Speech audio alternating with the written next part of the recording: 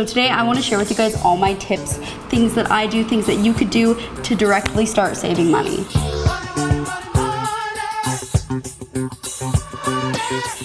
Hi guys, welcome back to my channel. My name's Monica Church. If you're new here, be sure to subscribe. If you clicked on this video and you're in your 20s, you're probably a millennial or kind of on the brink of being a millennial. You just got a job and you're making some money. That's the really good news about our generation. The job market's so good. It is like the best it's been in over 50 years. I personally live with 4 girls and they all just graduated college and all got jobs. We've got jobs, we're making money, life's good. Except not that good because life is so expensive. I live in Seattle. The median home price is $760,000. How is anyone my age supposed to afford that? Smoothies are $12. It's gonna be $15.58. So although we're making more money and living in a time where jobs are super plentiful, things are still so expensive. It is really easy for that money to just slip right through your hands. So today I want to talk about 10 money saving hacks that you can implement to hopefully help you save some money. First, I want to talk about some apps. I think this is something you should definitely be utilizing. That is the one advantage we have. There are some very useful financial apps for us that are great tools for learning how to invest your money or budget your money or just save money on like cash back rewards. So these are my 3 favorite apps. I'm not sponsored by any of these apps, just so you know. I just actually think they're very helpful and that you would like them. I'll have them all linked below. Number 1 is Freebird. Freebird is the coolest. Whoever made this is such a genius. So Freebird is an app that has a bunch of restaurants near you listed, and then if you order an Uber to that restaurant through Freebird, you'll get cash back. I'm about to go meet my friend for happy hour and I don't want to drive, so I am gonna order an Uber through Freebird. I have the app here. You don't even have to put in your card info because it links to your Uber account. It's so easy. Confirming pickup. It's a minute away. Let's go. And I'm here. Have you heard of Freebirds? It's this app that gives you cash back when you order an Uber to a restaurant in its app. It's really cool. And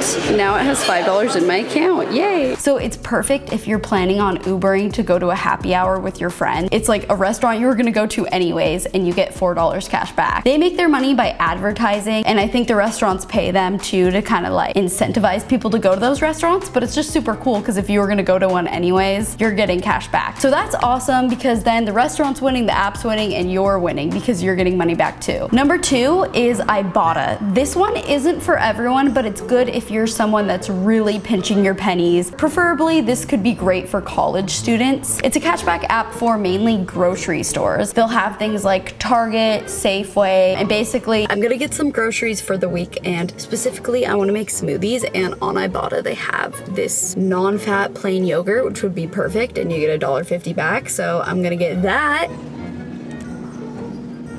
Got the yogurt. Then I go add offer, check product barcode, scan it there, and you just hit upload receipt. And then you just take a photo of your receipt. That's what I bought. Verify purchase. Sweet.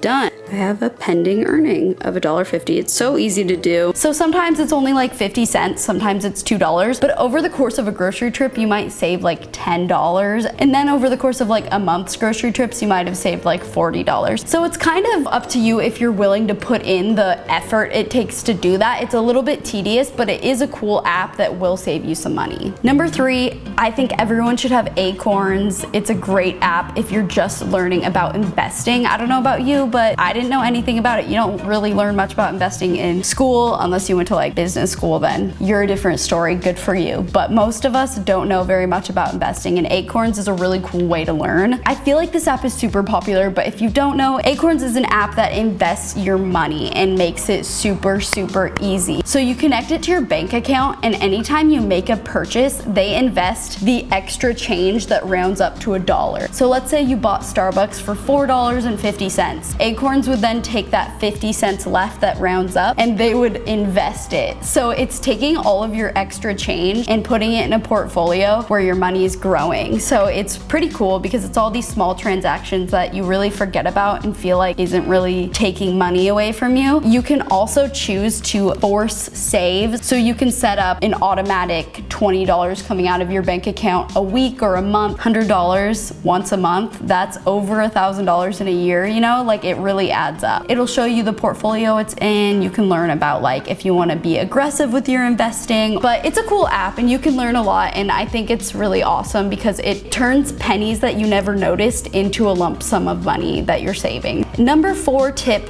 anytime that you are shopping, check to see if there are referral codes. It started as a trend with travel, Uber and Lyft and Airbnb. That's how they got really big. They would do this word of mouth marketing where you'd invite your friend with your code and you'd get $20 off and they'd get $20 off. While Uber and Airbnb and Lyft and all those people still do that, a lot of other companies are getting into that too, which is just great for us because then you can genuinely like refer a friend that you know and get money off and they'll get money off. Always check. You just kind of look through the website. Maybe there's a little tab that says like earn more or store credit. Just look out for those sorts of things. Typically this is with more startup companies. Anyone can make an account and have a referral code, and if you refer a friend. So there's so many brands doing this. Number 5, join a bank that gives you the best interest rate for your checking and savings account. When I first opened my business account for my YouTube channel, I literally just went over to Chase Bank in the neighborhood because, you know, you always see it around. It's a huge bank. It was just the first one that came to mind. Chase Bank. That sounds cool. Let's go. Let's go to Chase Bank and open a business account that's gonna have cash flow going through it, that they're gonna collect all the interest and make a bunch of money. And they're evil people that fucked up the economy like 10 years ago, and let's just keep supporting them. Yeah, no. Nowadays, there's actually different banks that don't have physical locations, and because they cut the cost that way, they give you a higher interest rate on the money in your account. So I'll have some of these banks linked below, but you definitely can join a bank that'll give you like 2% back of the money that's in your account, compared to Chase Bank gives you 0.01%. Yes. 0.01%, or you could be getting 2%. If you had $100,000 in your bank account, you'd be getting $2,000 for literally just it sitting there. Obviously, you know, you probably don't have $100,000 in your account, but you get it. It's better than getting $1 that Chase would give you. Number 6, just get a credit card and spend all your money on that. It's like free money, right? No, I'm just kidding. Obviously, no, but it is a really good idea to get a credit card because you want to build credit. With credit cards, you can get some awesome perks. There's a website out there that says like what the best credit cards are. I'll have it linked below. I think when you're choosing a credit card, you should choose one that gives you perks that you wouldn't usually buy. I always get emails from Chase for them wanting me to get their credit card, and their incentive is they'll immediately give me like $200 cash back. And I just think that's dumb. Like, I can just earn $200. I'd much rather get a credit card with an airline where they're gonna give me a free upgrade to first class or something, which I would never buy myself. So personally, I think travel credit cards are the best, especially if you're a millennial that just loves to travel.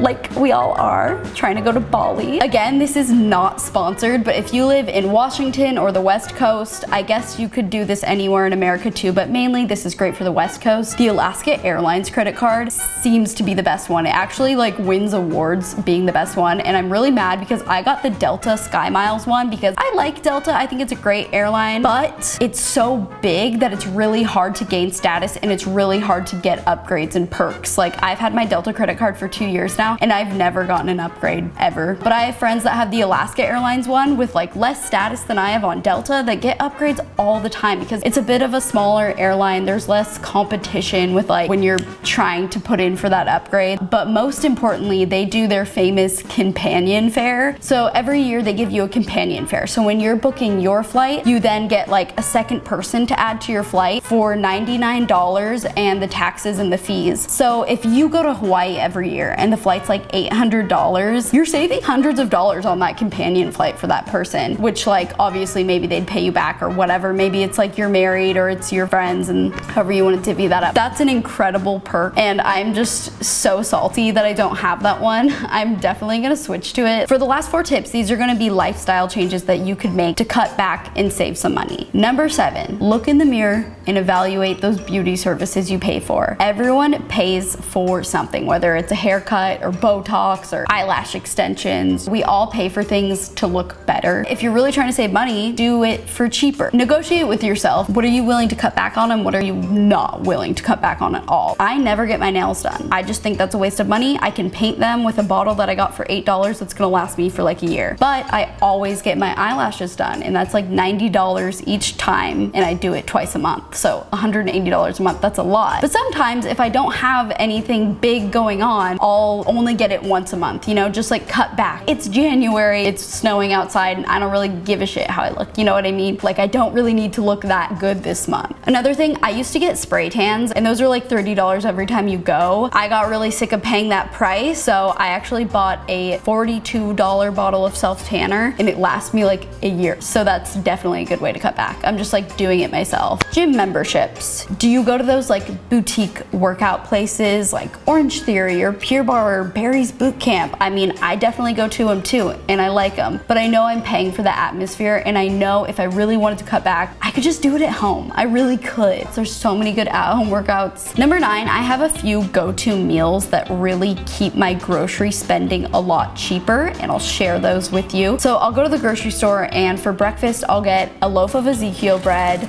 a carton of eggs, and then a bag of avocados, and it'll last me all week. The Ezekiel bread was $5.39. The 6 count of avocados was $3.49, and the eggs were $2.99. So that's a total of $11 and something cents. It's gonna last me 5 days, which means each breakfast will cost like $2.37.